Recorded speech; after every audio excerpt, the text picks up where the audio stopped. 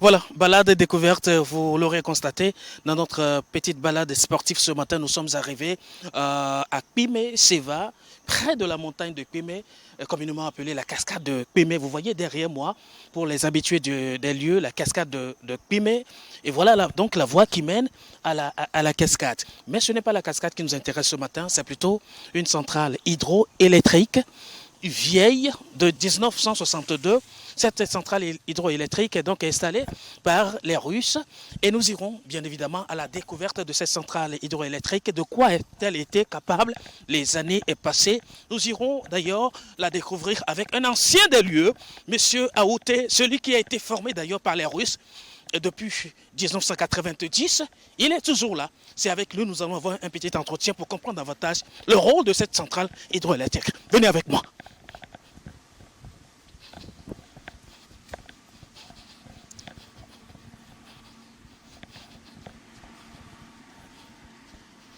Il y a quelqu'un? Voilà. Bonjour monsieur. Vous allez bien? Monsieur Aouté n'est pas là? Il vient de sortir? D'accord. Est-ce qu'on peut accéder au lieu? Très bien. Voilà, nous sommes en train d'accéder dans l'enceinte de la centrale hydroélectrique. Le bruit que vous avez émane de cette centrale hydroélectrique mise en place depuis les années 62. Nous irons voir un peu les machines, comment elles fonctionnent, de quelle capacité disposent-elles pour véritablement alimenter une portion de la ville de Palimé. Allons à la découverte des lieux.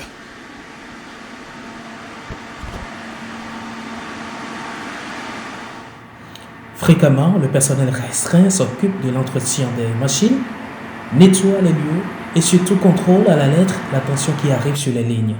Installée par la société yougoslave Litostroch, elle fournit 1,6 MW pour 2 alternateurs.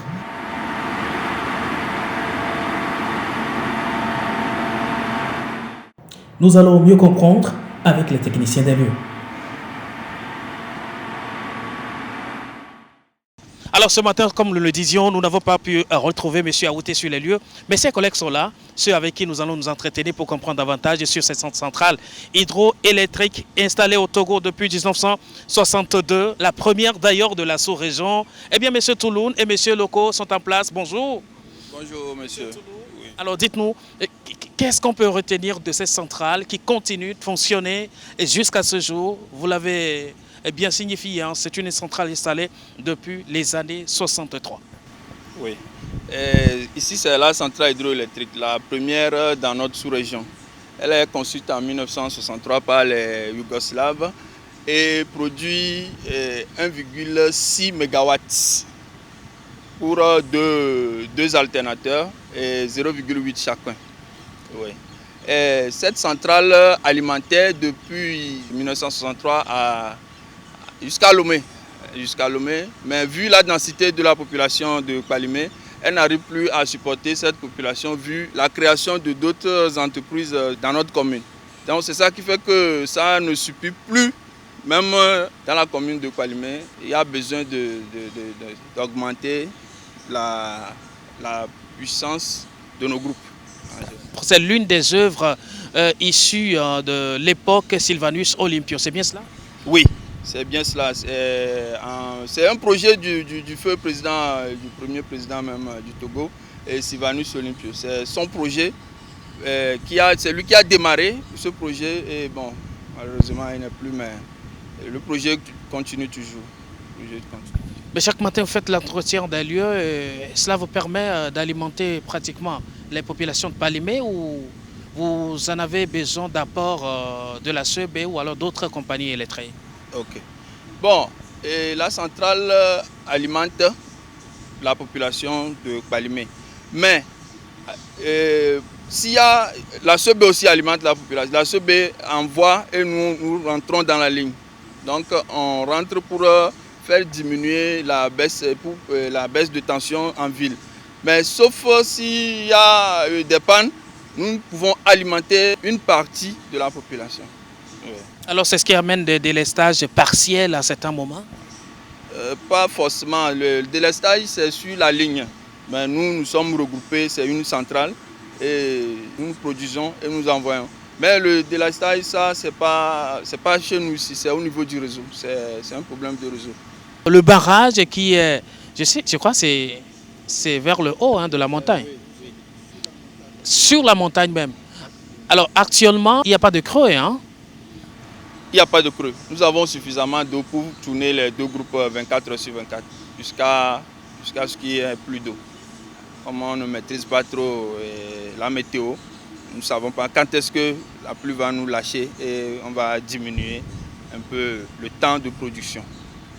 Alors, mais les installations apparemment sont à l'image comment dirais-je, de l'âge de l'entreprise ou alors de la centrale. Est-ce qu'il y a des projets de réaménagement ou d'innovation sur cette installation?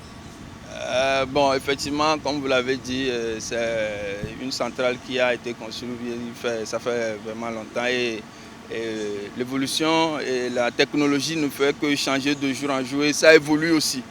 Bon, ils nous ont rassuré que très bientôt, il y aura une innovation pour changer un peu et revoir, et moderniser la centrale. C'est ça, c'est un projet qui est en cours. Alors vous n'êtes que 3 pratiquement ici. Hein. Quelles sont les tâches qui vous sont dévolues? Qu'est-ce que vous faites? Oui, nous travaillons 3 par jour, mais nous ne sommes pas 3, nous sommes au nombre de 7. Nous sommes au nombre de 7 et on se relève. Plus un au niveau de notre barrage, c'est lui qui gère le barrage. Lui aussi, il est là-bas. Donc nous sommes 8 pour gérer la centrale. Bon, nos tâches. Bon, chaque matin, quand nous venons, nous entretenons, nous surveillons d'abord, nous contrôlons les groupes, contrôlons tout. Voilà, nous jugeons les huiles, tout ça là, on vérifie tout. Et nous contrôlons surtout la tension. Surveillons la tension pour ne pas créer d'autres déséquilibres entre la CB et nos fréquences, quoi. Alors, s'il y a un appel à faire aujourd'hui à la population togolaise entière qui découvre pour la première fois cette centrale existante, c'est vrai qu'il y a beaucoup d'afflux qui passent ici tout le temps pour la cascade, mais ne sachant pas qu'il y a quelque chose aussi caché à côté, qu'est-ce que vous leur direz? Oui, je dirais à la population de faire un tour, faire un tour pour découvrir un peu ce que les Yougoslaves et le peuple togolais à l'époque avec l'appui du président de la République de Sylvanus Olympio ont pu faire ici. Ils n'ont qu'à venir voir un peu ce que ça donne et pour avoir une idée de notre centrale qui continue pas fonctionner. Ils ont continue pas à fonctionner, ils n'ont qu'à venir découvrir. Et c'est un plus pour nos jeunes étudiants qui sont toujours dans le domaine de l'électrotechnique et de la mécanique.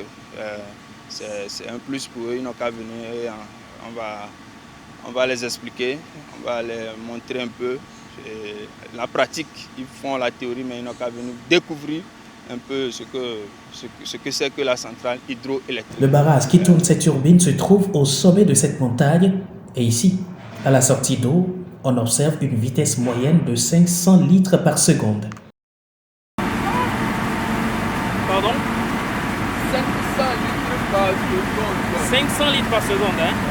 Le Togo en réalité dispose de tels barrages pouvant alimenter des centrales hydroélectriques, mais pour l'heure, la priorité ne serait visiblement pas pour cette option. Par exemple, le barrage de Womé, c'est un barrage très vraiment grand pour pouvoir même alimenter certaines parties, certains villages de Palimé.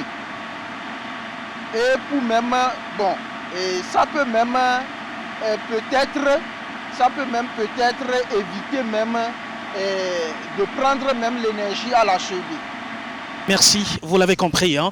Nos techniciens qui sont sur les lieux, très sympas, nous ont aidés à comprendre pas mal de choses sur cette centrale hydroélectrique qui continue par fonctionner, par alimenter une grande portion de la population de Palimé, installée depuis 1963 par les Yougoslaves sous la conduite, alors suivant le projet de feu Sylvanus Olympio, président de la République d'alors.